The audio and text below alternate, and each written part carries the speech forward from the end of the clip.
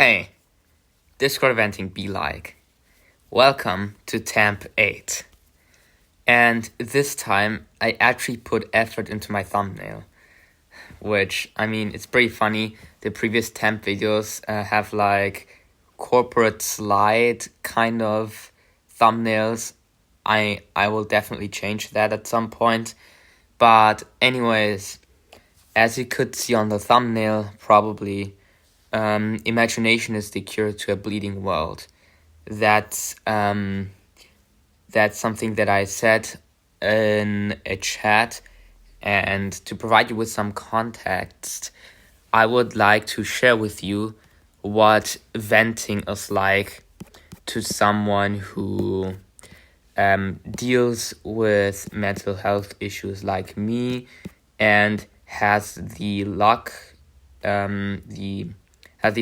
fortunate circumstances that I have people I can talk to. And right now I am just scrolling through the chat, looking where it is starting, and yeah, it's pretty long. I'm scrolling a lot right now, so yeah, here it starts. So I have vented before, and let's turn this into I guess we can turn this into an audiobook. I don't know. So let me read. So I wrote.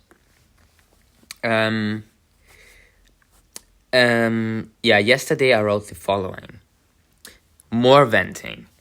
My mental health is much better now, but I've also discovered an uncomfortable truth. As I was looking through my browsing history to look for something, I noticed many websites I had never visited. And they were the exact kind of web links that I know my father had needed before. That means he treated my iPad as if it was also his all along, and it stayed unnoticed to me. Yeah, for context, my father is someone who really likes to have control over everything, and he's also someone who is very lazy in general, someone who just wants to make his life as easy as possible. So let me actually continue. Especially when I saw a link to Best of 1985, a song collection on YouTube, it became crystal clear to me. And there were even links to both my brother's universities respectively, and seeing that was a bit spooky. Who knows what other of my belongings they are or had been using without my permission. That's scary. So I was looking, I was just as usual greeted by the Safari browser. I'm using an iPad. I don't have any better device than this one, unfortunately. But anyways, I have seen randomly a tab with favorites, and these favorites included many links that I haven't seen before. And it was weird. Something I did mention there were even links of websites that my mother used to learn German. For context, I live in Germany, and my former household is also in Germany. It's actually in the city right next to my current city, and actually, my parents moved to Germany in 2004 when they were getting the second child. I'm the third one. And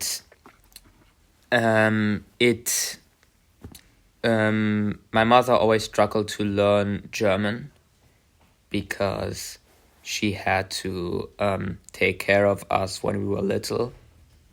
And she was also preoccupied with trouble that schools had been causing for me and my brothers. I will get more into that in future temps, because yes, my brothers did suffer a lot too, which does not justify how they behaved towards me recently.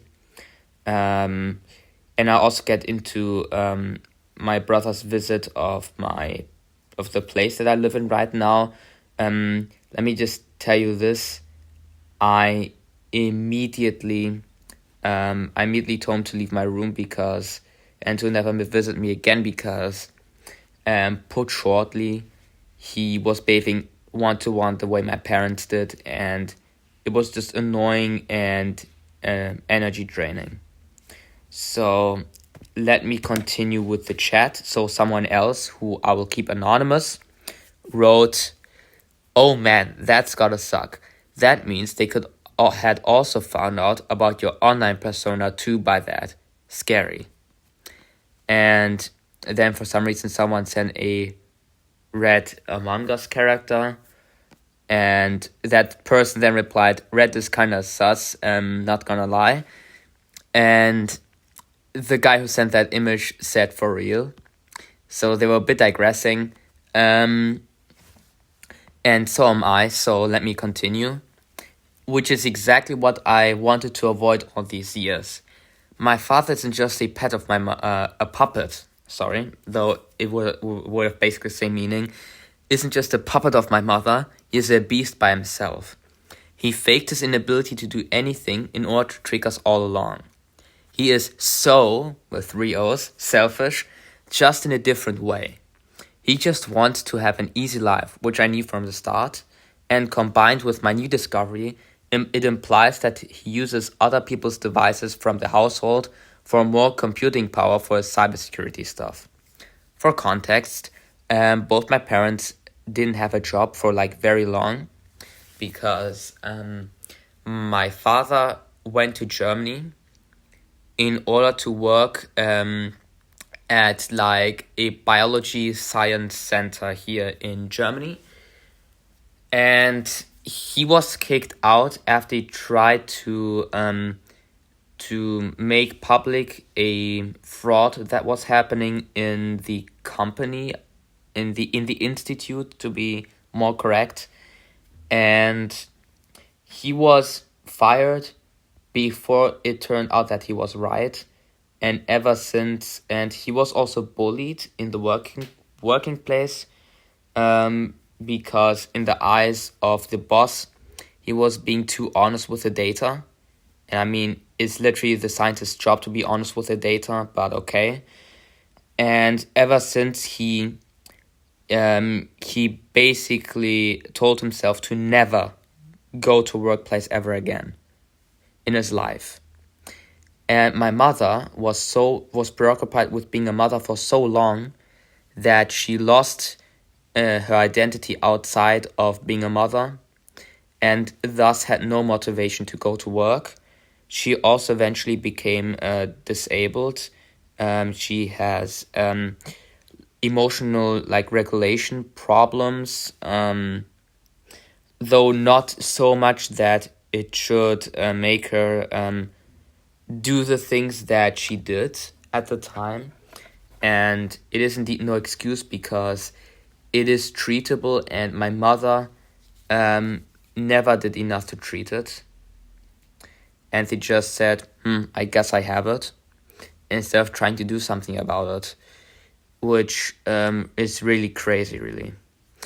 And so my father was just sitting in his house for many years, having nothing to do except for taxes and stuff, I don't know. And one day he randomly, it was the pandemic, and he got an ad for a job offer in cybersecurity, and he thought that since it was work he could do online, it would no longer trigger the traumata that he was too lazy to work on. And so he started doing cybersecurity stuff. And he learned how to hack. And to be clear, there are there are good hackers too. Like, for instance, large institutions have hackers who make sure that the server stays stable. Essentially, people who purposefully test the security of the system so they can fix the issues before someone malicious discovers the flaw. And so, yeah, that's an actual thing. Anyways, let me continue. He isn't a hacker of the good kind, which is a thing you can look it up. I just talked about it. But of the bad kind. Someone who allows for no digital secrets. For context, I knew this before too. My position used to be tracked by my parents, unwillingly for me, by the way. They just installed an app and made it uninstallable. Eventually, I did find a way to uninstall it when I moved out, but it took me quite a while. And in the meantime, I just didn't use my phone at all and faked its position by keeping my phone at school in a locker. And so, yeah, this kind of stuff really does happen, guys. But anyways, he might even have all my passwords for the media I had started using before I moved out. Luckily, I only entered most platforms once I became independent, which was honestly a really smart move on my behalf. Someone reacted, "The family law is crazy." In all seriousness, yeah, it was a good idea to go on more things after going indie, since he can't possibly find that. He's using the word indie as in independent, not as in the genre. That's a completely different thing. Let me continue. I wrote, one of my life slogans is even "make it indie." And then that guy responded, "Unrelated, but indie games are the best." And then we kind of digressed a bit.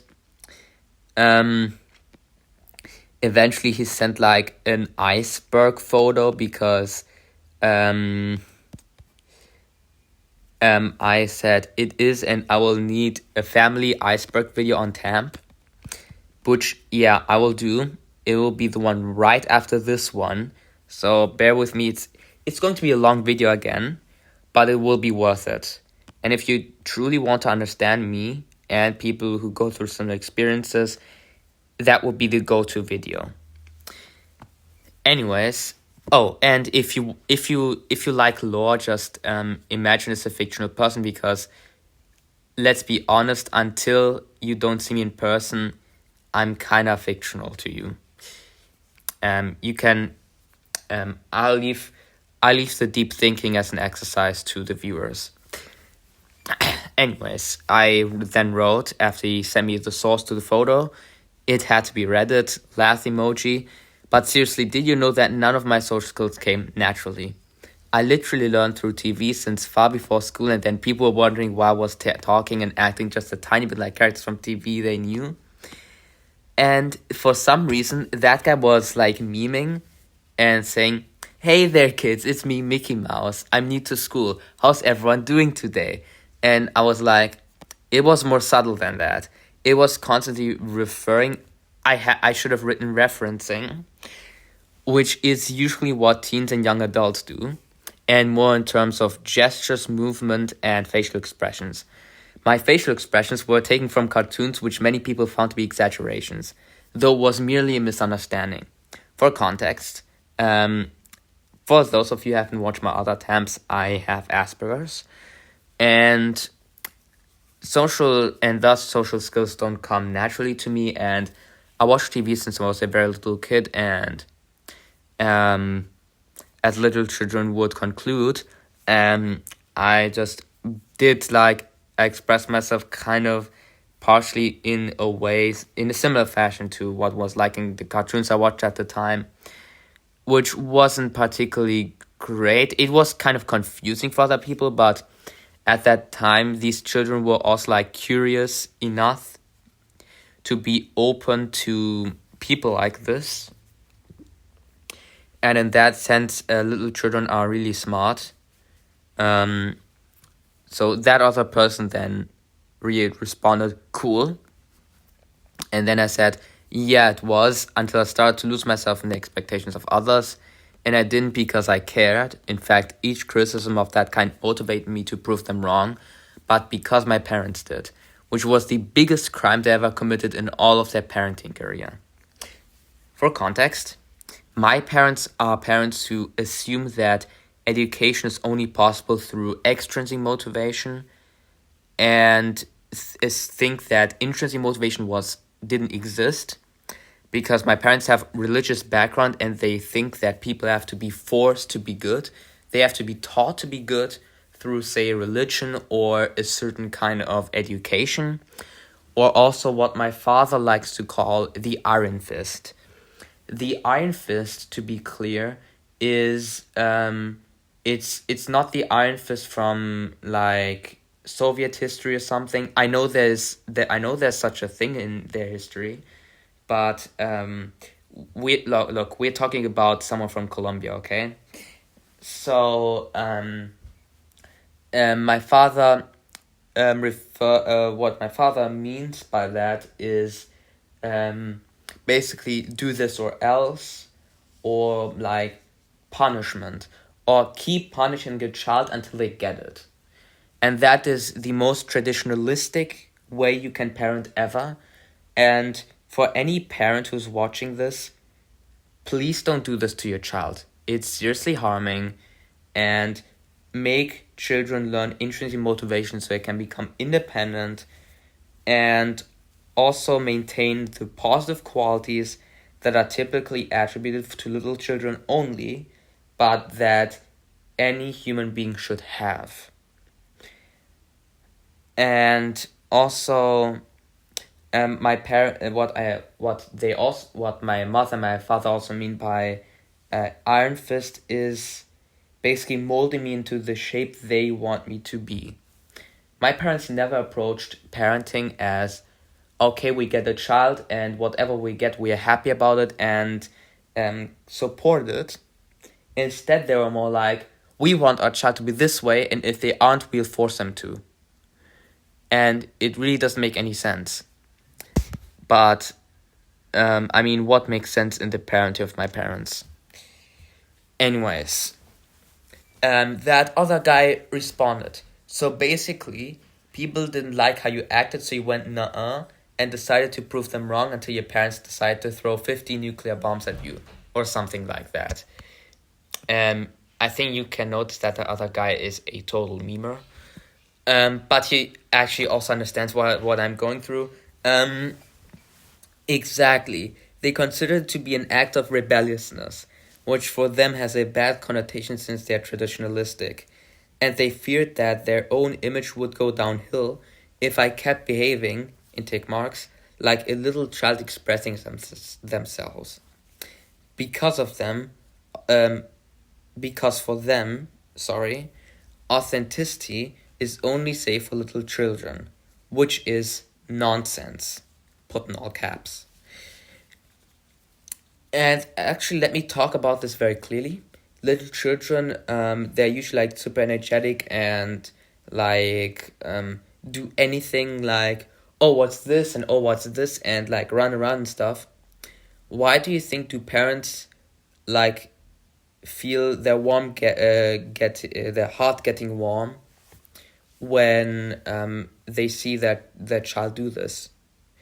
Because it reminds me of the time where they used to do it, because they are no longer doing it. And honestly, why shouldn't an adult be just like that? Only because other people find it weird or exaggerated? I mean, come on, who cares? Who gives a thing? I mean, seriously, why? The next response is in Gen Alpha slang, so I'm not going to say that one. Followed by an actual response. Their aura is way too much in the negatives, which I think is poetry. And then I responded, I did it so I would not become an NPC. Guess what? I became, and this comment kind of makes no sense, the structure and everything. In introvert, easily abusable nerd mode. The sentence makes no sense. What I wanted to write was that I became the average NPC. Like, you probably have a stigma around introverted, like nerd people who are like easy to make fun of, easy to make them feel bad. That kind of person. I actually was that kind of person before I did inner work, since I was 15, struggling. So was struggling with mental health. I got into inner work, and okay, then I respond to the previous thing the other person said. Poetic and something else. I refer to the username again for to keep the person anonymous. I will not mention it. That person responded thanks, and then I wrote, and all that destroyed me and my sense of self. And then to that person responded, this is why the saying, every child deserves a parent, it should be parent, but not every parent deserves a child, exists. And of course, as many people who chat these days, that person didn't mind starting his sentence with a capital letter and ending the sentence with a full stop. I'm sorry, I'm just picky with this stuff because I find clear communication to be super important. I've had so many experiences where problems could have been solved so easily with clear communication that it always triggers me a bit when people chat like this. And also it feels like the things that people are writing are a bit, are like little efforts. That's like the impression I get. Maybe I'm wrong. I'm probably wrong when it comes to this, but just the impression that I get. I look over that, but I do have this impression, it's a fact.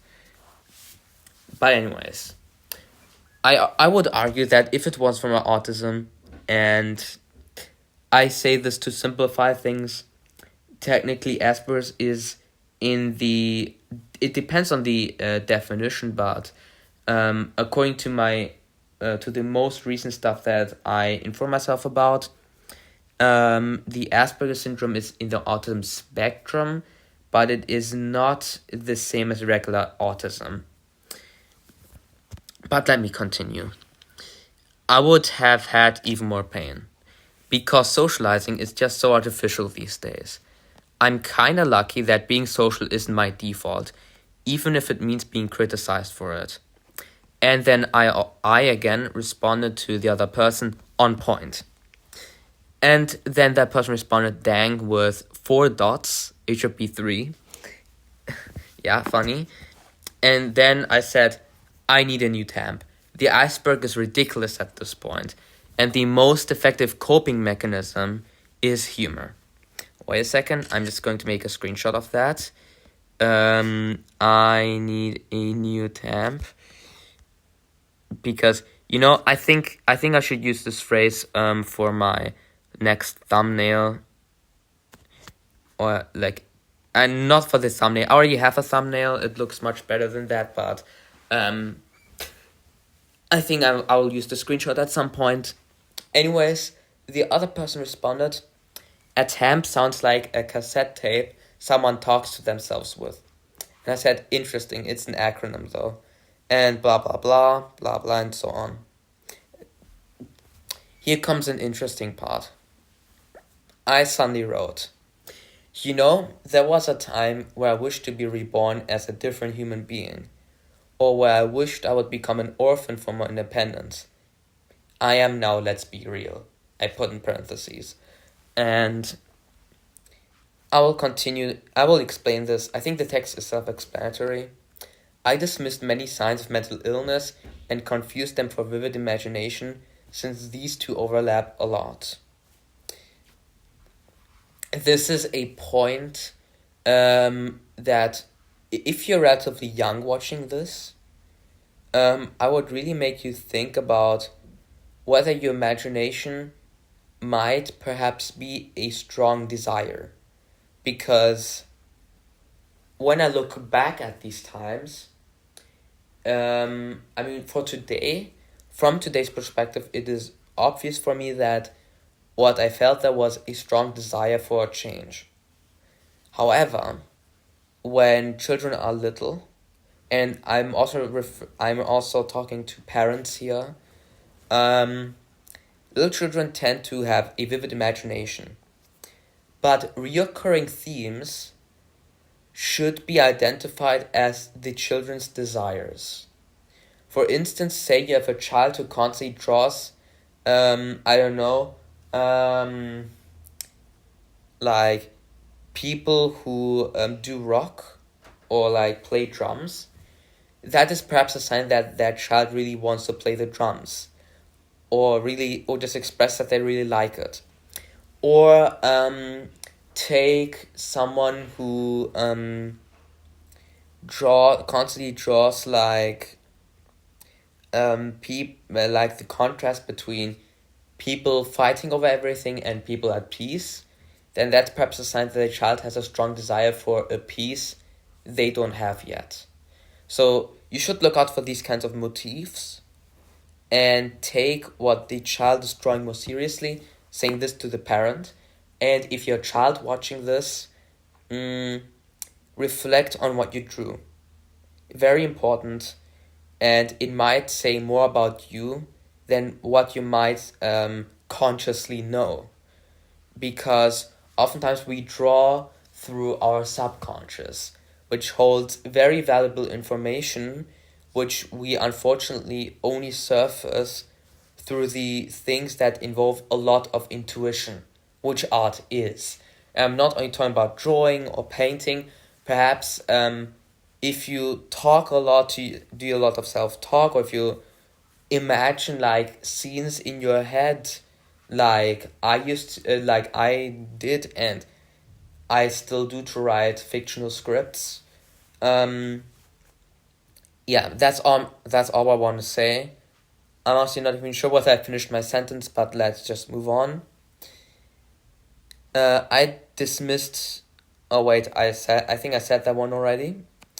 Another great example of this is my loneliness in elementary school, which led me to have imaginary friends instead. And my brothers laughed at me for that, but they were almost like a part of me. A part of me that I could talk to.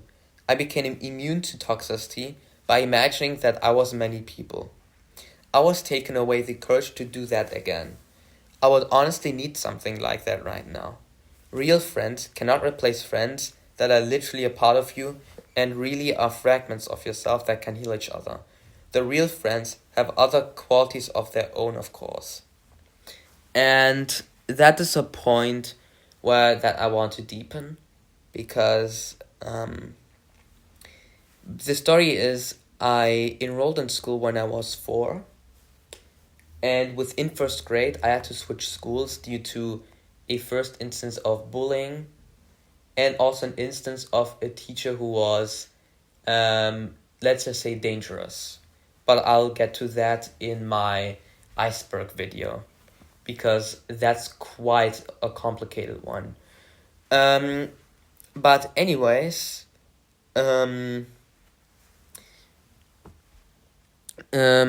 what I wrote here has a very important lesson, which is yourself is an other. And I think I already used this as a title for the TAMP series. If I didn't, I really should. Actually, let me check. Did I? Yeah, I did. It was TAMP 4. Okay. It was TAMP 4. Never mind. Definitely check out that one, by the way. It's a really important one.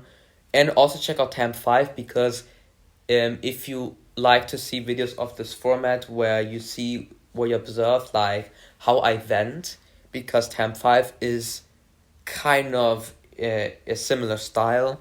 It was chat with someone else, but it goes kind of the same way. Apart from the fact that the other person in TAMP 5 was not a memer, but who cares? That memer then said, does that technically mean you were talking to yourself? And again, disregarding any kind of punctuation. And I said, I was doing that all the time. And no one really cared. In fact, many people do this for self-reflection. This was even known in the 2010s. But as so often, my parents had something against it and prohibited any kind of self-talk at home. And my brothers would ridicule me whenever they heard me doing that. I never stopped though and didn't care because it maintained my sanity in a modern, superficial world. And to be clear, a lot of my self-talk involved philosophy. I didn't call it philosophy. For me, it was just a different kind of knowledge. Just knowledge. Because for me at the time, these categories that we have, like this is science, this is philosophy, and so on and so forth, weren't really present in my life at the time because I was young. And so, what I mean by this is that I always reflect on everything, question everything, and at some point I unfortunately lost that quality and became essentially the most obedient sheep you could find in the ranch. As I moved to the gymnasium in 5th grade. To be clear, the German school system is probably a bit different from what you know, except of course you're from Germany or from a country close to it. So basically how the school system works there is you go to elementary school from 1st to 4th grade. And then from 5th grade onward, you go to a school. And in Germany in particular, there exists the difference between the Hauptschule, the Realschule, and the Gymnasium. And the Gymnasium is the one that brings you the furthest in life. Basically, it is what allows you to go studying in university. And you do this for either 8 or 9 years, depending on the German federal state you're in. Because in Germany, education is a matter of the federal states. And that's basically just a subdivision of the country. There are 16 of them. And I am in Lower Saxony. The German original name for it is Niedersachsen, in case you are more familiar with the original name. But anyways, let me continue. Ain't no way that your parents literally had to ban self-talking. And he said that's okay. Okay, you know what? At this point, I will no longer talk about the terrible grammar here. I'll waste too much time. And then here comes the phrase from the thumbnail. Imagination is the cure to a bleeding world. And let me tackle this one real quick, because ultimately imagination is the only way that we can notice things outside of what we know. So suppose this is also why little children seem so tick marks silly. Say people who kind of imagine like, I don't know, being in the clouds with unicorns maybe. Some people are like that. Other people maybe imagine having like much like public transit maybe in the city. Maybe someone like me who absolutely love trains and stuff, imagine them going everywhere and all around. And I think these days this kind of raw imagination is highly underappreciated, and in general this kind of creativity is often deemed unrealistic or too idealistic. And to be clear, my parents were people who were in tick marks realistic, when in reality they were pessimistic and tried to cope by calling themselves realistic, so to have an excuse for continuing their bad habits. So basically my parents were the kind of people who thought the world was doomed, it will go down and stuff like that. To be clear, I did have this doomerism too. I remember when I was around 12, I was super afraid of the world like ending if we didn't, if we continued not to be environmentally friendly, what would happen? One day I would die brutally if people continue doing this, and so on and so forth. I was at some point hyper obsessed with that, and to be clear, the environment is super important and definitely neglected, and we should treat Earth like it's our child. Let's be real. Or like it's a good parent, the only good parent we have really, as humans, in a collective. Not saying there aren't any good human parents, and also it's just an analogy. Just don't overthink it. But anyways, my point is I was so super worried about everything, and also when I saw like how the politics went. To be fair, I see huge problems in the politics across the world right now. Many people do, but for me at the time was the point that it's too late and we are going to continue down the rabbit hole and so on and so forth, and I was this complete doomer. And then I realized that it was very unfair on my behalf, to not to give people any second chance. I was not being forgiving. And this is when I realized, much later realized that my parents weren't forgiving at all. Once someone did something wrong, it would stick in their head for years to come. I remember like for instance, even my mother, she to this day cannot forgive her own brother. I'll get into that in the iceberg video. Trust me, that's going to be the iceberg video. Like, the backstory of my parents is also just wild. And definitely not suitable for this video. I wanted to make this video under an hour. It will probably not happen, but, Also, why am I treating this as if this was live? Anyways, the memer continued, and he was being like sarcastic here. Timmy, no talking to the imaginary friend. Sorry, Mom. And I then replied something like that, but more like, "You're not a little child, by God's sake." Then pointing out my mother was raised Catholic, and then okay. Fear came in an instant. I thought it was respect at the time. And to be clear, I thought that being afraid of your parents and of their power was respect, because no one ever taught me like the definitions or the meaning of these abstract concepts. It's actually kind of detrimental for philosophy, like to not to know like the definition of abstract things. But I just was never given a healthy, unbiased meanings of things. I genuinely thought for a long period in my life that my fear of my parents and of the consequences was respect. And I thought if I didn't feel afraid of someone, I wasn't respecting the person. I actually thought that.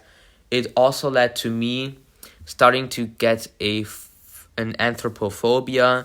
I don't know if this word exists, but if you know your Greek, it means fear of humans. Okay, I just feel like nerding. I can resist it. Anthropos is the Greek word for human. And phobos is like the Greek word for fear. If I got any pronunciation wrong, please tell me in the comments. The people who do ancient Greek actually. But anyways, then still the same message. I then replied, and then continued writing because was basically explaining what the scenario in a nutshell. I would explain that a mother would then say something like, "You're mentally disabled. That doesn't excuse anything." And my mother and also my father have this terrible habit of calling my autism an illness. First of all, they call it autism and not Asperger's, which for me is absolutely unacceptable, first of all, because it just leads to a lot of confusion and misunderstandings. Even if it's true, even if it's on the spectrum, it's still confusing. But also, calling neurodivergence an illness shows just how blind and how closed-minded many people are. And in general, I don't really like labels such as neurotypical and neurodiverse because it kind of imposes onto anyone using these words that there exists something normal and then there exists something out of the normal. And how do people respond to the non-normal? Usually with disgust, hate, and jealousy. This is why I don't like these labels. I don't like labels in general because they restrict the perspective you can ever get of a person. If you label someone as being autistic, say, you're really just being lazy at trying to understand the other person. Instead of, rather than being descriptive with the way you see the people, you become prescriptive. Essentially saying, hey, you are like that, period. Why? Because I see that, you have these and these symptoms, I say so. And you impose that onto the other person. And what happened to me was, my parents pointed out my autism so much in a certain phase in my life that actually some of my symptoms were intensified simply because my mind was constantly thinking, you have this and that, you have this and that. And my mind made me behave more intensely in these directions, which is unnatural and also just not me. And it's also very dangerous. So if you have children, again, talking to the parents out there, if you have children, then don't do this to your child. Even if they are diagnosed, even if they have ADHD or something, don't point it out all the time. Don't blame the child for that, and also, you don't need to mention it. It's just, okay, they have this, okay, they are like, rather than saying they have this and that, you say, okay, they are like this and that, how do we support that? How can the child embrace that in a way that it's helpful for society and so on and so forth? Because ultimately as parents, you're responsible for making someone ready to contribute to society. And and if you are the child watching, stand up for yourself. If you have some kind of neurodivergence or disability or whatnot, and people constantly point it out in a prescriptive manner, then stand up for yourself, please. Just do it for your own sake. Do it also for the sake of the vast amount of people who may have the same conditions as you, the same circumstance in their lives and in their being. So just stand up for yourself. That's my message going in this direction. Then I continue. The problem is my worldview became so skewed as soon as I gave up on imaginary friends. And I did when I was bullied for it at school, ages 10 to 12. A recurring theme, my ages 10 to 12, an absolutely terrible phase of my life. I've talked about it so many times, I'm not going to get into that again. Let me continue. Which caused psychological problems for me, since I had no replacement for that. Real friends, 3 dots. And to be clear, I struggled creating intimate connections. I really wanted intimate connections, but also I found most people to just be too superficial, even at that time. I knew many people were superficial and like maybe only care about themselves or about aesthetics or whatnot. Um, and I wanted someone who fit me well, who suited well, who complimented me well. And it was just very hard to find at the time because most people weren't as self aware as I was. And where I lacked self awareness, but something where you can't see it as a negative in a child, is that I wasn't aware of the damage that my parents were causing for me. And to be clear, you cannot like blame me for that or say you could have done better something because or it is a sign of lack of intelligence or something because again we are born into these things and we are part of it. Ultimately, whether we want to or not, we are part of our household until we leave. And so that's just what I want to say. And then that memer responded, "That sucks, like all of this." And then I said, "Life stinks, mate," and blah blah. And then I asked, "Why are parents these omnipotent creatures in the eyes of children?" And just in case you aren't the guy or the person of fancy words, omnipotent is this fancy word that encapsulates it's equivalent to being almighty, yeah. I think many people can relate to that. And basically what I'm asking is why we as children think of our parents as these divine humans who can always know everything, always have the answers. And the answer is actually simple because this is a rhetorical question. The short answer is parents feel the pressure of having to be perfect in front of their children. By the way, if you think that getting children, I mean, you would feel like that, work on that first, because it might be a sign that you try to be perfect in front of other people too. Definitely work on it before you get children. And if you're a child, try to spot that perfection. The more perfect your parents seem, the more suspicious they are. Just saying. Doesn't mean that if they show like ridiculously many flaws, they are less suspicious. Don't take it too far, and do take this phrasing a bit more moderately. It's just you should be noticed that your parents both want the best for you, instead of say like my parents just trying to essentially pave your life in stone. But also your parents should be able to admit when they do things wrong, when they don't know the answer either.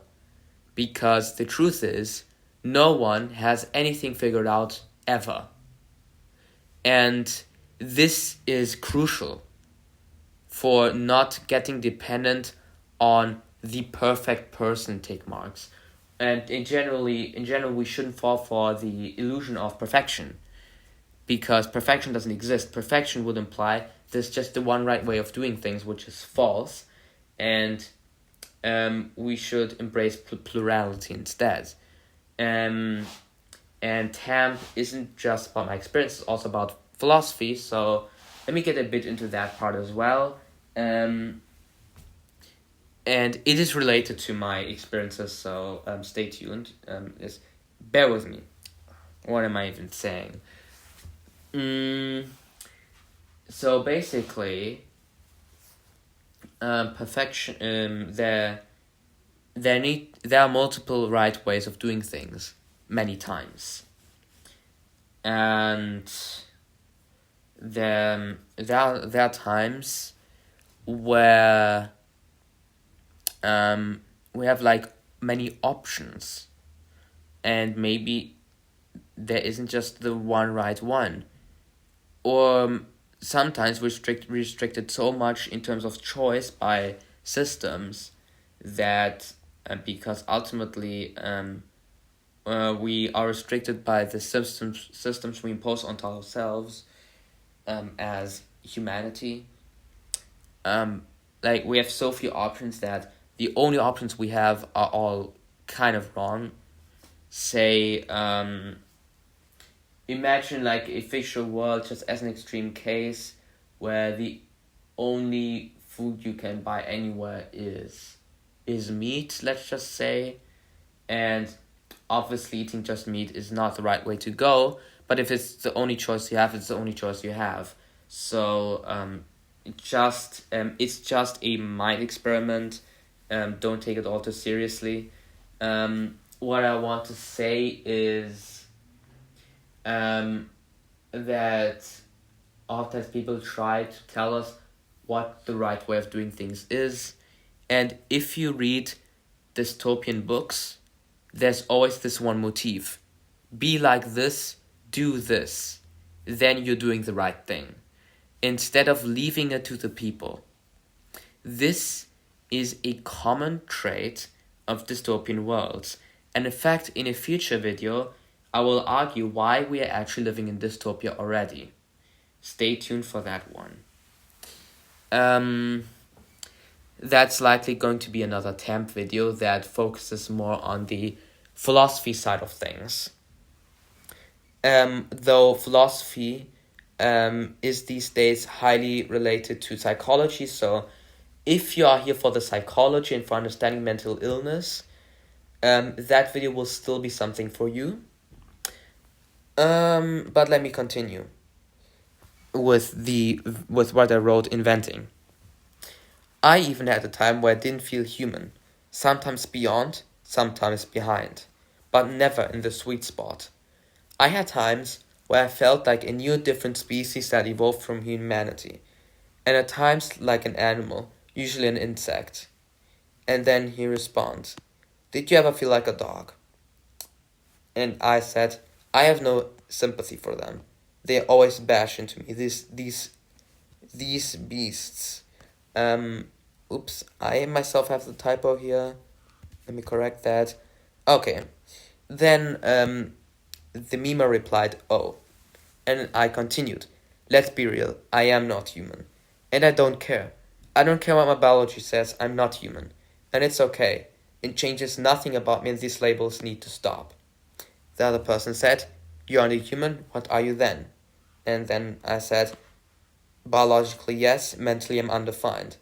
It brings me a lot of freedom and relief knowing I'm not like the rest of these land marchers. My identity is really complicated." And the thing is, I pointed out this aspect, which goes all the way back to elementary school, where I felt it's something that I only realized in retrospect to be a mental health issue, because at the time I thought it was just my vivid imagination. As I talked about earlier, it's hard to distinguish vivid imagination from a strong desire. Or, okay. And what I said here is that I'm glad I'm not like other human beings. And there was a time, even after elementary school, a long time, where I was disgusted of the human species overall, where sometimes even felt bad for being human, because I felt like it was not great to be human because of all the flaws and all the stupid things they do and so on and so forth. I only realized much later in life that there's a great beauty in humans. That it's this kind of beauty where you have this like peaceful, like you have this campfire, and I imagine like the campfire and people like maybe someone's playing a guitar and people are like singing, telling the stories and just being jolly with one another. This is like, metaphorically speaking, what it feels so kind of primitive, if you will, but in a good way. It's kind of simple and happy and fulfilling, like that kind of beauty in humans, the way that the humans are raw and kind of primitive, simple in a way, if you will. um it can be great, like the most beautiful thing in the universe maybe. But I also see that humans can be the worst. Like humans currently have like, I feel like we are turning more and more towards these extremes. Some people turning towards the terrible extreme, and others towards this absolutely awesome extreme. And I feel like that division is kind of ripping us apart from one another. I will get more into that in the future, maybe. I won't promise anything. Anyways, as I said, my identity is really complicated, and the memer said that's okay. And then a third person came in and said, that's a joke, by the way. Bro is biologically a rabbit because of my profile picture. And I responded to the memer like, I could be anything. I could be queer or a furry. I don't care, and call me whatever you want. Call me a caterpillar and I will be okay with that, as long as it's not making fun of me and my being. And the by the way, this comment is a reference to TAMP 5.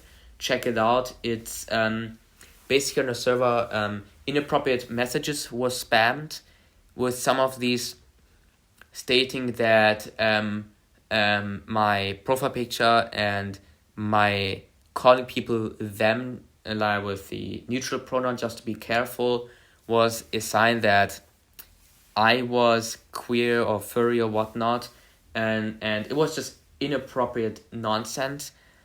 It wasn't people who were malicious or anything, they just thought it was funny. And let's be real, we all make experiences where you do silly things like, oh yeah, and then it turns out it's not funny at all. Look, I was like this too. I'm not that much different from other people. I've only learned that recently, as well as I started to accept that I'm not an angel and I'm no saint. I'm just talking to you and about my experiences. We should take everything you see with a grain of salt, and my stuff shouldn't be excluded because it's my stuff, because I say so and I'm better than other people. No. My stuff is also be taken with a grain of salt. All I say here is true, but again, that's my life. What applies to me. You can ask yourself, what is my version of that? But if my stuff doesn't apply to you, then it doesn't apply to you. It's still nice to kind of better understand what people like me go through and are like, but it might not necessarily apply to you. And who knows, maybe I'm overgeneralizing some things. It can happen to us all. It happens to the best of us. And the important thing is that you have the courage to point that out and question it. This is something I promote, to be clear. But anyways, continuing, the memer then said, can I call you a Walmart shopping bag? Because that person is probably from the US. And then I responded to the third person who said I was like a rabbit, that kind of joke. And I said mentally, if you will. And to the meme, I responded, inanimate objects are not in the mix, ! And the meme just said, fine. And then the third person said, I don't know, for me, of you, okay, it's supposed to be if you have different mental identities of yourself, I feel that is a mental disorder. And I responded, could be. At this point, I might have everything and nothing, mate. What I pointed out here is the philosophical question that is now arising in the mental health crisis. And let me ask you this: when should we call something mental illness, And when is it just being different? Where is the line? And for me personally, the line is where, for instance, I think that this having this complicated identity is not a problem per se, because it's not directly hurting me or restricting my ability to enjoy life. However, say my traumata or my also my dominance complex, which I'll get into in a moment. These are things that destroy my life, and I call that mental illness because it's preventing me from living a healthy life. And this question then also answers why neurodivergence and having disabilities aren't inherently like bad or to be healed or fixed, because it's something that we can't control or like remove. It's a part of us. And two, even if it comes with its kind of restrictions, it comes with new opportunities, because people with disabilities, for instance, at least the disabled people that I met, have a lot more resilience than, at least they tend to have more resilience than people without disabilities. And the reason for this is simply that they had to go through more struggles, and they're like mentally more willing to take on like ridiculous challenges, seemingly ridiculous challenges. They will do the seemingly impossible. And this is also something that inspires, that makes disabled people so inspiring for other people, even when they are not disabled, because it shows that we can work around our restrictions if we are given the right tools. And similarly, for when it comes to neurodivergence, we need to start to build the world in a way that works for everyone. Because even within people labeled, in tick marks, neurotypical, there will inevitably be neurotypical differences. There will be some people who are more sensitive to taste, and other people who are more sensitive when it comes to the ears. That exists, and it's normal. It happens, and this diversity is great. What we need to do is to take it into account when it comes to designing the places we live in, and the systems we have, and everything in general. And I think the best way to evolve as humanity right now is not to add more and more to our lives and our thinking, and having more and more technology. And technology is great, to be clear, but only if we use it right. But actually, I think we need to remove a lot from our lives. We need to remove stigmata. We need to remove stereotypes and blaming and toxic behaviors. We have to remove mental barriers and also mental illness, which exists. And the boundary is crystal clear. As soon as a difference hurts us, it's not a good difference. Otherwise, it is. And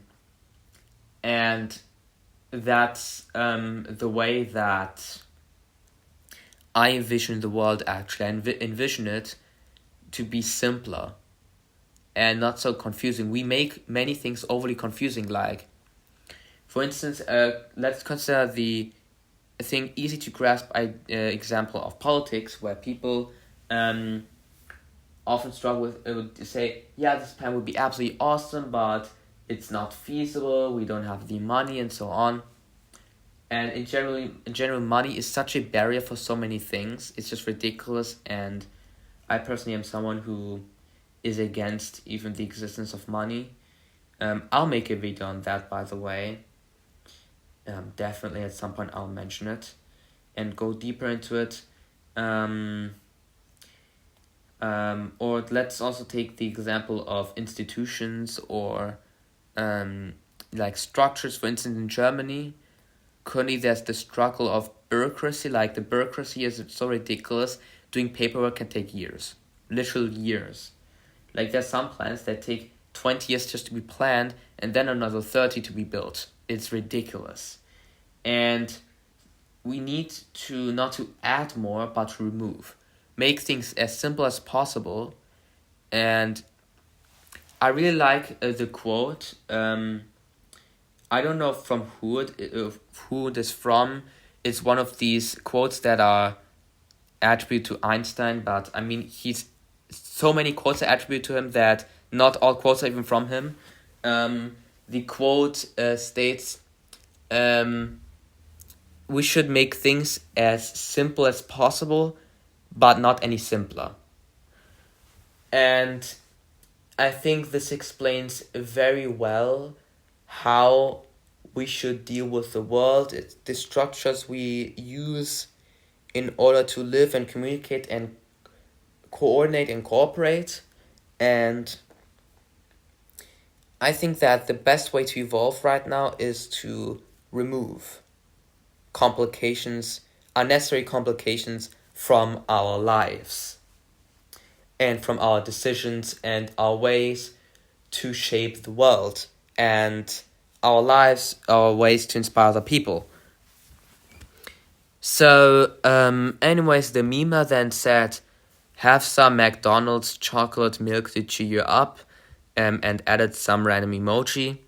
And I said, I just ignored that. And I just said, I honestly fear that no matter which job I get, it will be biased and mold me beyond the necessary. And then the third person is like, I know mental health is important, but I personally find physical health is a lot of the time overlooked. Since if you are healthy physically most of the time, the mental health issues go away with that. And I replied, for me, it's been the other way around. And the memer then asked, what do you mean they go away with that? And parallel to that, I wrote, I have a phobia of sport balls, which makes me less motivated to play sports, which again isn't great. And the water stuff, remember? For me, cause and consequence are reversed from what you might be familiar with. And the memer then said, I never knew that was a real phobia, dang. And let me just get into this one, because this one will need a lot of explanation. It will go onto the iceberg as well. But in essence, when I was 4, I was enrolled in school, and school includes PE, physical education. It is in the US or in other English-speaking countries. In German, the best equivalent into English is sports, so I'll call it sports from now on. And in these sports classes, I was often like hit with balls. I was one day hit with a ball. It was an accident, but since I was so young and small and like sensitive, it hurt so much. Like my brain, like my mind hurt after that, and I couldn't play for the rest of the hour. And then at some point there were like 2 people. They were like kind of mean and were always like throwing and kicking balls at my head on purpose. And I know how they had such good precision, or maybe they just threw and kicked a lot. But it wasn't funny, and the sports teacher always thought that was by accident because they were so young and weren't able to hit the right things or something like that, and when really they were doing this on purpose and was noticeable, and they were even laughing at me for being so sensitive and afraid of these balls at some point because I didn't want to be hurt again. After that, I didn't struggle with balls again until in the other elementary school the same stuff happened to me. Not because people were malicious this time, but the consequences were more extreme because that was the point where we used like actual like soccer balls, and like pretty they used like kind of dodgeballs, which are relatively soft. But there they were using like soccer balls and basketballs, and they hit me by accident, but it made me totally afraid of balls. And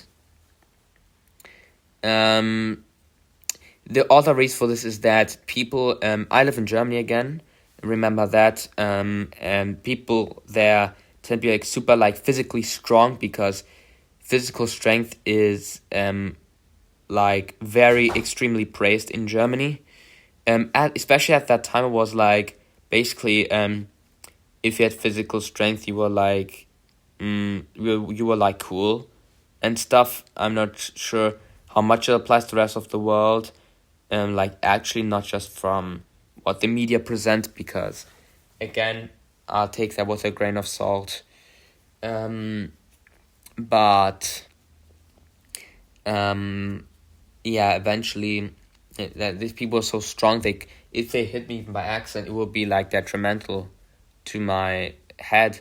And since I'm especially combined with the fact that I was a bit notably younger than the others, because I was enrolled earlier than most children, and adding also the fact that I was thus relatively small, and also had like sensory sensitivity. I have it to this day, and it will never go away, by the way.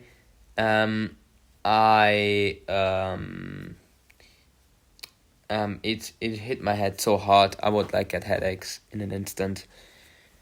I don't know why I'm struggling to talk at this point. But anyways, that third person said, take a fat person. Mentally, they are horrible since they hate themselves and they don't know what to do with their life. Let's say they decide to diet and take care of themselves. Mentally, they're improving since they're now taking care of themselves and feel better about themselves. And physically, they are doing so much better as well since they're taking care of that. All of it at the end of the day is what they did in physical world to improve their mental health. And that is a huge oversimplification of mental health. There's this misconception that by improving your physical health, your mental health issues go away. But in order to improve your physical health, you have to first overcome your mental health barriers. So, yeah, no, that doesn't work. And I actually have a graspable example of this. My father is obese. And my mother often tried to force him to lose weight. And the relation between my parents is very toxic and based on forcing each other to do things and stuff. I'll get to that in the iceberg. But anyways, my father, originally he would always like try and start to like improve, but the improvements he made didn't motivate him to continue, and he always fell back to normal. And the reason for this was simply that A, he lacked the intrinsic motivation, which to a degree was also overshadowed by my mother's extrinsic motivation and so like her iron fist, but also partially because he simply didn't have the intrinsic motivation. And that's the thing. Physical health and mental health are related. I cannot disagree. But it's not like if you solve one, you solve the other. It's not like that. And you have to tackle mental health first, because if you have mental health issues, it will prevent you from being motivated to do anything, including taking care of your physical health. So, yeah. Anyways, to the comment from the memer who said, I never knew that was a real phobia, I then further explained trauma from bullying at elementary school. People were shooting soccer balls at me on purpose, and it might so often I lost my mind at times. Literally. My head was like made of dough at the time. And then the meme replied to the third person's statement, the oversimplified statement. Oh, that actually makes a lot of sense, thanks. I guess your mental health side feels better about yourself since you're improving your physical self, which as a whole makes you happy, question mark. And then to my comment, the meme responded, owie. Now I respond to the third person, reasonable. My physics don't bother me whatsoever, honestly. I just want to stop having brain fog over everything. The thing with me is, physical separation from my household helped me a lot, but my body won't be alright until I get over the phobias from doing any kind of sport. And then the memer asked, do sports games have a trigger on you as well? And I replied, as much as barely anything else in life. It got better but still not good whatsoever. The other issue is that since sports was connected to expectations for me, I'm afraid not to be good enough at what I do, which means my mental health is preventing me from doing physical work. That's the real issue. It's not my body, but my mind messing with me. And then the third person responded to that. From what I've heard about you, you are physically very skinny and struggling to put on weight. Something I would recommend you do is start to build muscles and try to eat a bit more. That will put more power in you and you can start to have less phobias on things like a ball, since of course when you are thin, getting hit by a ball would hurt way more than if a ball hit me, for example. The point here is, first of all, that person already knows from previously that I'm underweight, and I think I mentioned that in a previous temp. And that person is also currently in a stage of being fat. They are constantly like going from super thin to super thick and kind of not able to hold the middle, which is also a bit what I'm afraid of, to be honest. And again, this is a bit of an oversimplification because, and this is a common theme from here, that third person is confusing cause and consequence. I won't blame them for that. It's hard to grasp. Mental health is hard to grasp, no doubt. For me, it was as well. Do you think I understood my mental health since the first thing I knew about mental health? No. It was a very gradual process. I still don't understand it completely, to be honest. I probably still don't know many things about my mental conditions. I think I've only hit the tip of the iceberg, so to speak. And that third person is suggesting that I should just build muscles and then everything will be better. That is very superficial and not helping. It doesn't get to the core. It does like kind of solve the symptoms, but not the cause. Because then my mental wellness would depend on my physical wellness, which is toxic. So then the third person agreed, what he said. And then I said, fair, tell my stomach. I also struggle with the fear of overdoing it and becoming obese like my father, which is deeply connected to my mother's blaming onto him, which I previously explained. I don't want to repeat the cycle, and I know that once I eat more, I won't be able to stop. It'll become an unhealthy coping mechanism since my mind still thinks in extremes. I think I talked about that one in the previous temp, where it was like, I have to do I have to go to the other, from one extreme to the other extreme in order to find the middle. The problem is with physical health, that's too risky. And I know that. This is why I want to work on being able to find my middle ground without having to know both extremes. I want to learn that.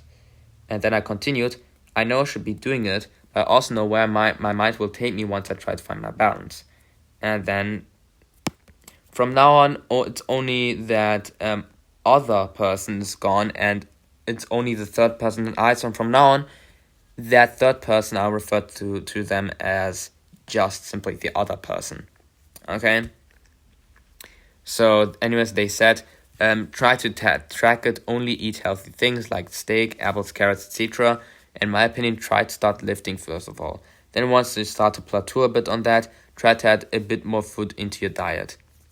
And I mean, yes, I know all the theory. It's not like I knew nothing about how do you call this?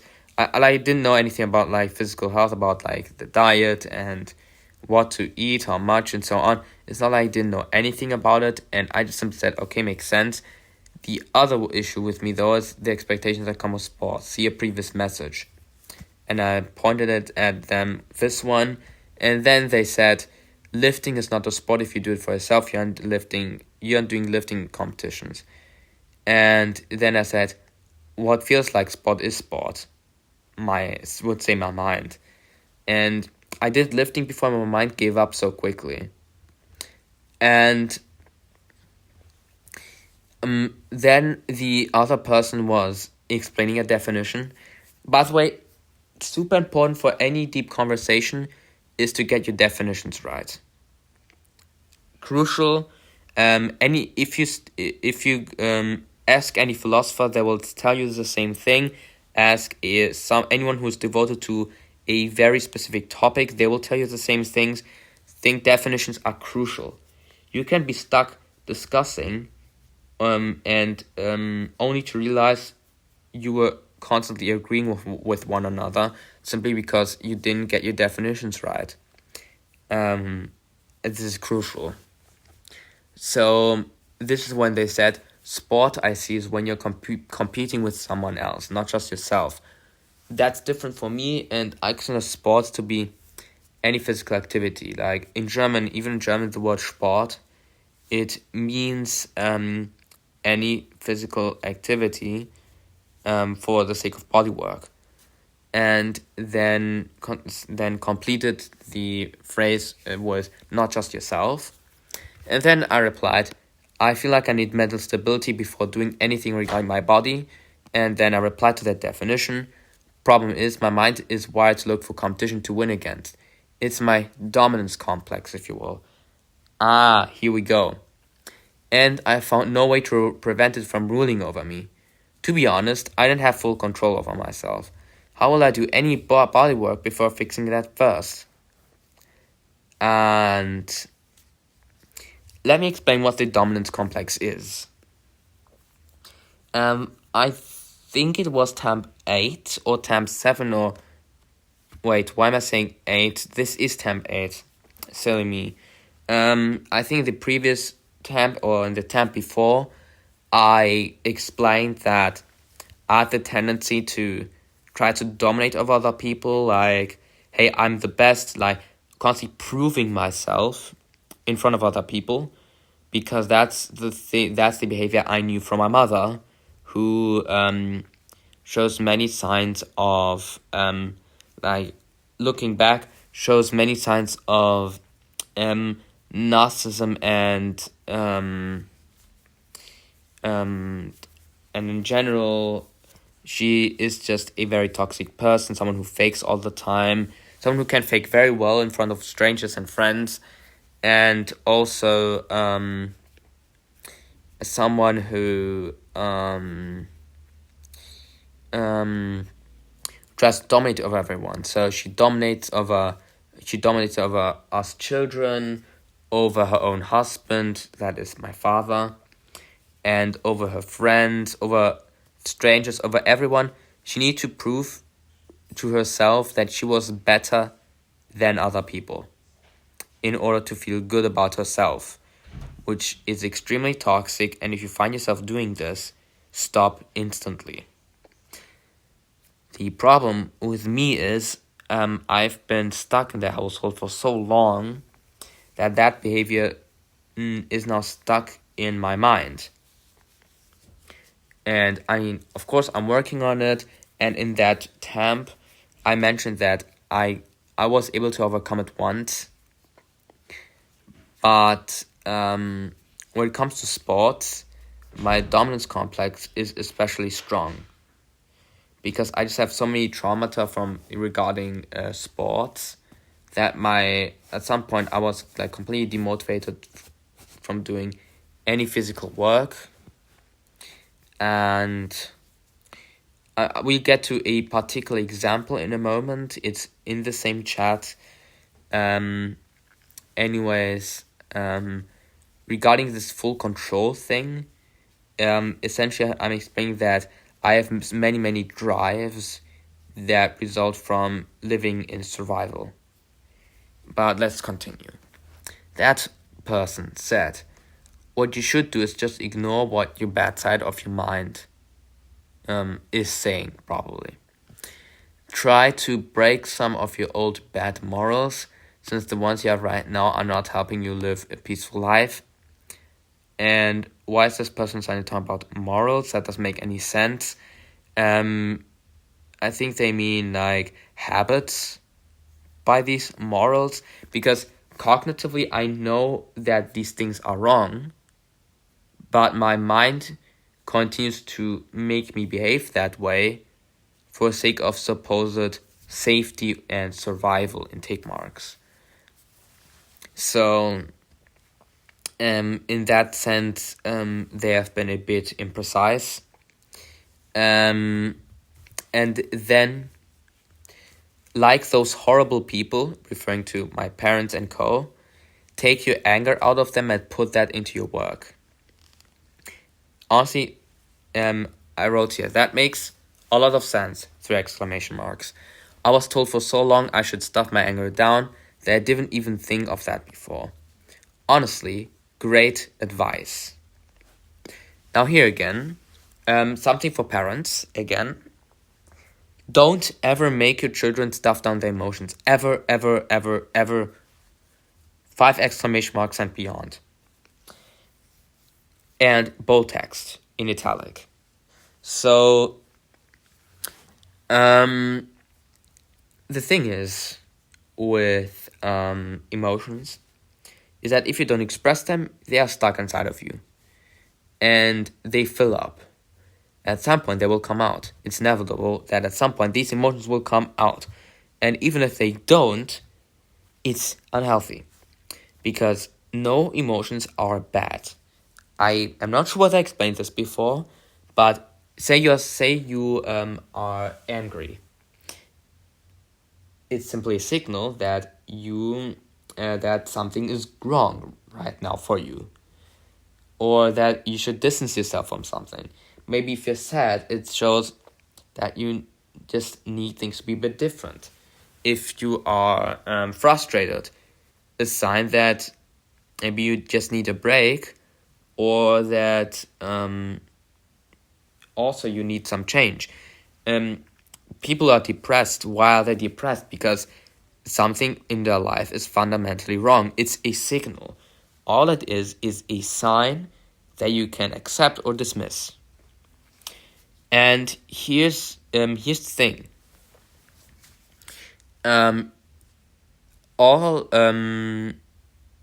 If your child expresses emotions, say they're angry, like run around and stuff, give them the space to do that, because you can offer that.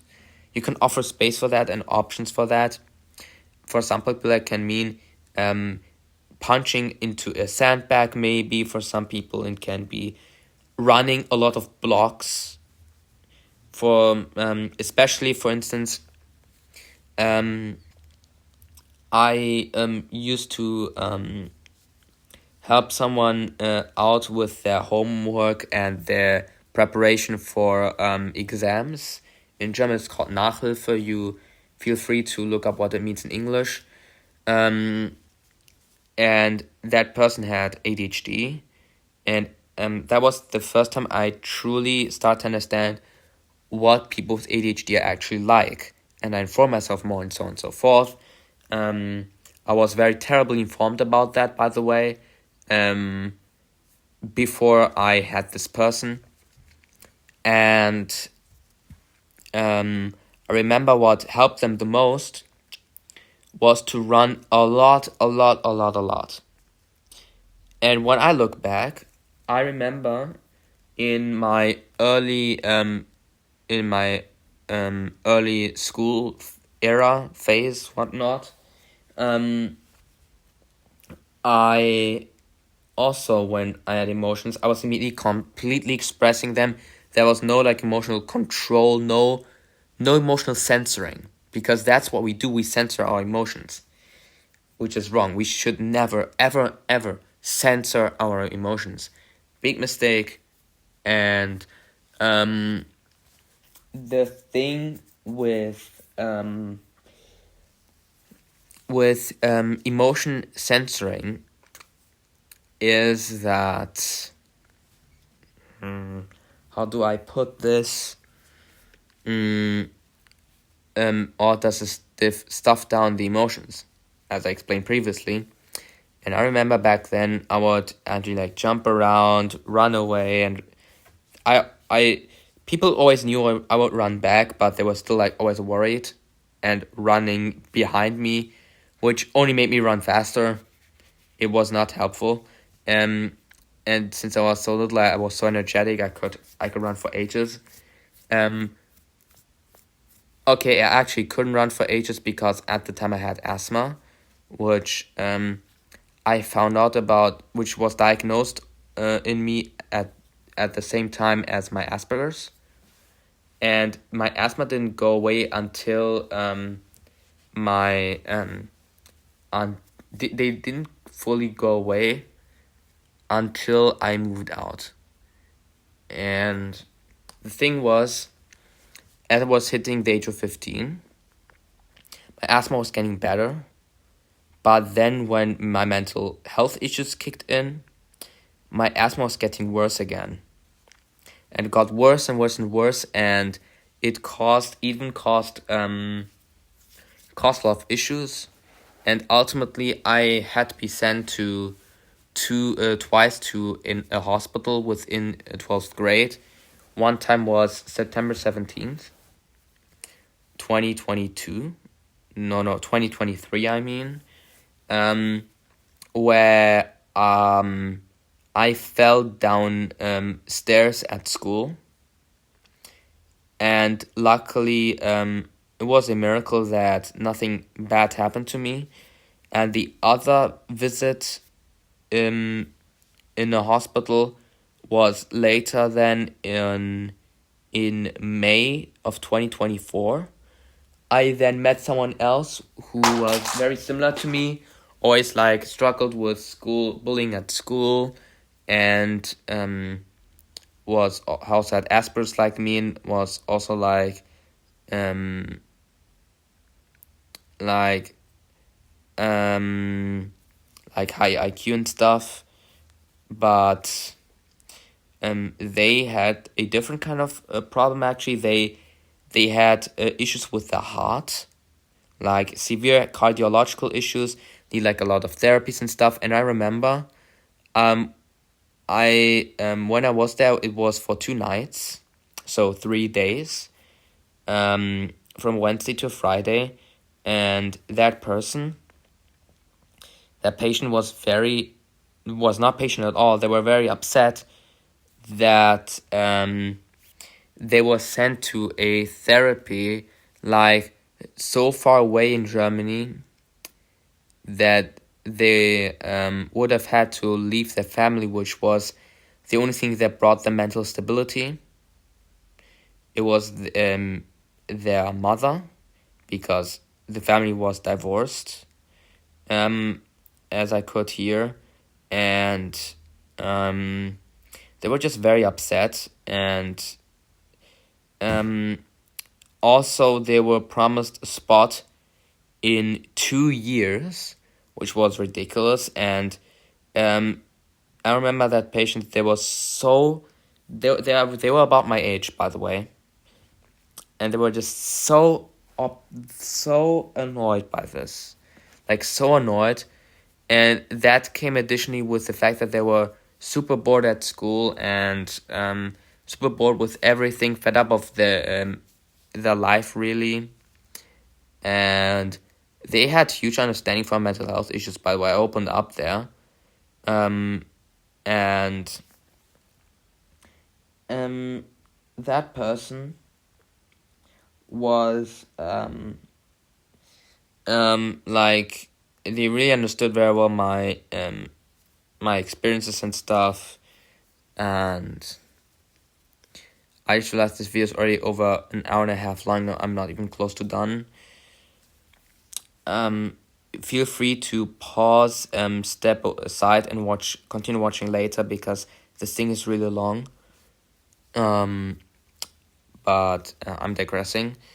This visit to the hospital was eye-opening to me as well. I noticed just how much the mother was taking care of them, and for me it was kind of unimaginable up to that point. And it was like, wait, should my mother be like that? And I started questioning it more and more, and so on and so forth. You know the deal. And yeah, so that's what I wanted to say is parents should never ever make their children stuff down their emotions. And if you're a child and your parents are telling you to stop crying or stop shouting or something, continue crying and shouting and tell them you need it right now, at the moment. And what if society is looking at you? Who gives a thing on society? Let's be real. If you need to cry, if you need to shout, do it. And send other people the signal, hey, you should be doing this too for your own sanity. But anyways, this was the advice. They said, yeah. The other person said, yeah, use the anger on working harder. Don't suppress it, since that will lead to it being a mental illness. And the best way to take out your anger is working hard on something. Like, let's say I am, inappropriate word, about something that happened and I'm at the gym. Use that anger to lift harder and more. Then I said, going with emotions, not against them. This makes so much sense. I've seen this advice before. Didn't imagine it would apply to body work too. Thanks, Duck Goose. Oh, wait. I need to cut this. Oh, I just realized I was, oh my, oh no. I just realized, yeah, the first edit in the history of Temp, because, oh man, I have leaked someone, oh my, this can't be. Anyways, they said, of course. And then I said, question. What kind of bodywork builds muscles without burning fat? Because it would be detrimental to burn that along the way. They said, most of them. For you, do not do cardio like running on a treadmill, since that burns weight. And I said, by the way, I cannot afford a gym right now, so what can I do instead? And they said, things like bench press, bicep curls, and things that involve weight will not burn that much fat at all, and blah, blah, blah. We're talking about like gyms and digress to American urbanism and stuff like that.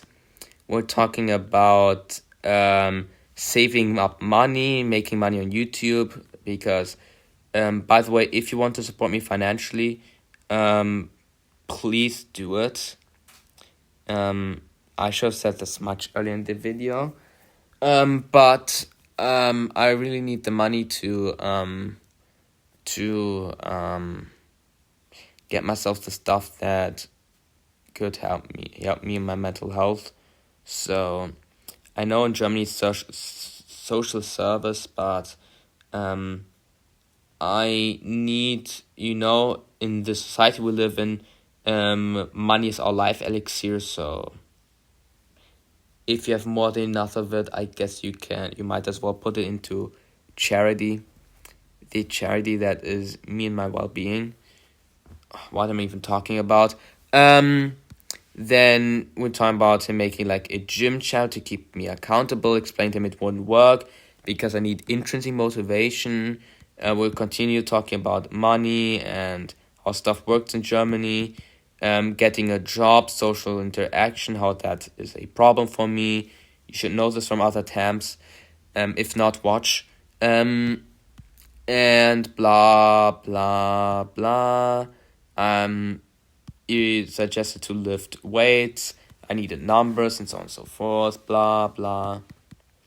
And then they were wondering at some point how I'm able to talk to people. They were pointing out that I'm perfectly able to talk about with people in video conferences, say for instance on Discord, but not in person. And I first thought they wanted me to come to a video conference. They said no, they can't, and I was confused and so on and so forth. And I said physical closeness is hard for me. Response: you need to disregard. Then I said too little distant, too few ways to escape when needed, too much sensory input, and they said. I know it's hard for someone to disregard that, but that's like the best way to do that. And I'm like, hooray, that's obvious. How do you solve a problem? By disregarding it. Wow. Congratulations. You said, congratulations, Mr. Obvious, you deserved your nickname. It's not actually their nickname, I'm joking. The thing is, I wrote, physically I can be hurt, so my trauma will run me in person, but not online. Response: from me, I struggle with eye contact. That's why a lot of the time I'm better in VC. And I said, I struggle with it too. That's what I'm saying. And response: no one should hurt you when you are at work, because we talked about work previously. If that stuff happens, you can easily get the workplace shut down. And I said, blah, true, but then the damage is already done. That's what my body's so afraid of. And I said, it's hard to grasp just how much all the junk in my life runs me. I understand that it seems so simple and rational to you, but it's not, and I learned it the hard way. I talked about it before. I'm starting to speedrun a bit. And they said, that's the reason why building muscles again will help you, since people will feel less comfortable pushing you since you're skinny. Okay. Are you sure about that? And so on. Blah blah.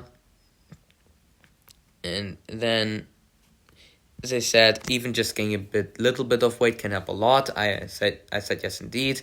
And they continued, I know you're scared of obesity, that refers to previously, but lifting will help make sure that your food isn't turned into fat. And I said, oh okay, that's cool.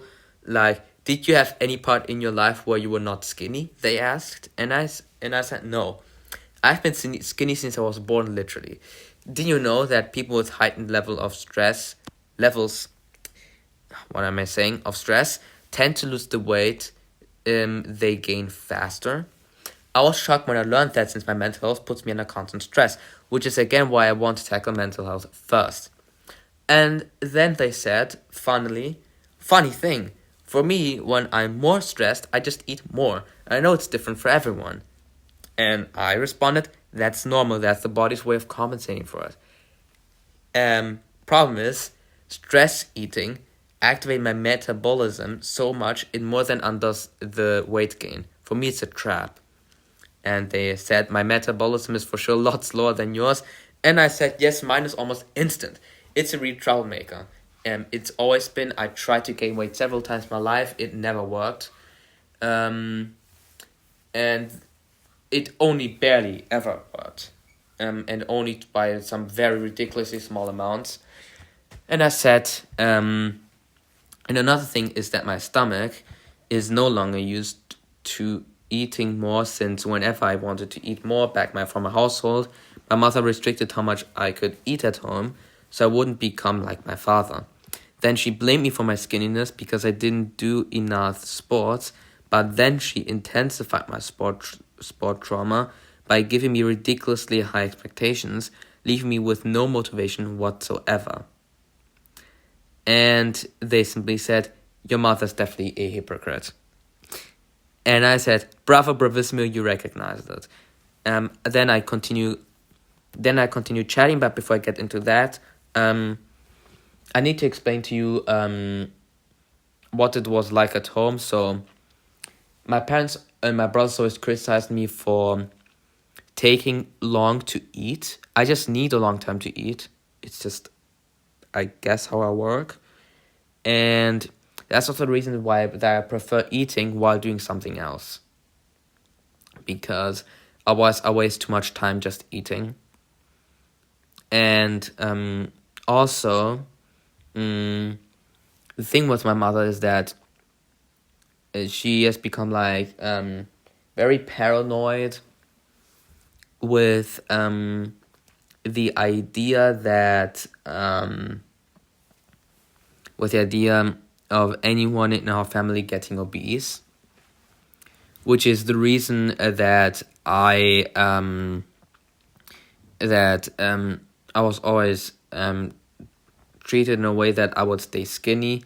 My mother preferred me to be skinny over being obese, because this way I was easier to made scared of her, which is pretty obvious why she would do that at this point. Point A and point B. So I wouldn't ever become obese. So she just restricted how much I could eat. Also because she was like, yeah, I won't make you any more food. Insert slur. And by the way, my parents absolutely loved to slur. Love it. But I'll get to that stuff in the iceberg video. So then I continued chatting. I used to enjoy karate. However, at some point, my mother made it a condition for receiving certain things. For instance, she tied my belt to my maturity. After green belt, I got stuck due to mental health issues. Or told me that I would get a treat once I did my karate. She turned everything into extrinsic motivation because she assumed that my autism wasn't real. It ruined my motivation to go to the karate sessions altogether. She ruined everything. To be honest, I constantly imagine her as the main villain of my life. And that's exactly one-to-one how I imagine her. In fact, just in case you've seen the music videos I've made a little while ago, I've had a track called Schadenfreude, which is the German word that describes basically the happiness that you get when someone else is in pain, which it's a toxic trait. It's an interesting phenomenon, and there's not really a good word for it in English. But basically that track, in that track you can see in the art, they're like these, there's like this mouse and this rabbit like looking at each other, and like there were like lasers coming out of their eyes, and behind the rabbit is like a bottle with holy water, which I've added there for some reason, and to the very left there's like another smaller mouse. And actually that track, actually in that art, that mouse resembles, it's supposed to represent my mother, because she could terrify people with just her vision. She could terrify anyone, and that's kind of what I represented in that art work. There are two other tracks that I made. Another one is called Nos vemos nunca más, which translates to see you never again, which refers to me cutting my ties from my family, which is clearly visible in the art. You see like these photos of people and me cutting my ties from everyone. And the first tie I'm cutting is the one to my mother, like with like a scissor. You can see that in the art. And there's another art for the track Le Dernier Fois, which is French for the last time, which refers to my brother having visited me on December 21st, 2024, which was when I was already out of the household, where I still had hopes that my brother had at least understanding for my situation, and it turned out they hadn't. I'll get into that on my iceberg video as well in more detail. And yeah, so that's what I have to say regarding like my family dynamics. Then out of context, the other person said told me to watch like videos about how to gain muscles for skinny people and so on. They explained their like roller coaster of gaining, losing weight, and then they said, they asked, how do I prevent that? My mind can turn anything to an obsession. And they said, I don't know, since I don't want you to get obsessed about it, I just try to work hard. Just try to work hard, but don't let yourself get carried away. Easier said than done. And then I said, okay. And the other thing is, my mind has this annoying hypercritical voice when I do sports. How do I make my parents lose power over me mentally? They answered, I don't know, since that is something I never worried about. Wow. And at this point, they were a bit rushing their responses, I started noticing. And I said, and I hate this biological bond. It's a curse to me. More on that on the iceberg video. And then that other person said, but for me, I'm asleep since I have school in the morning. Good night, the Random 87. I hope you do well. And I said, yeah, good night and thank you for everything. And they said, of course. That's the end. Like, yeah, that's the end.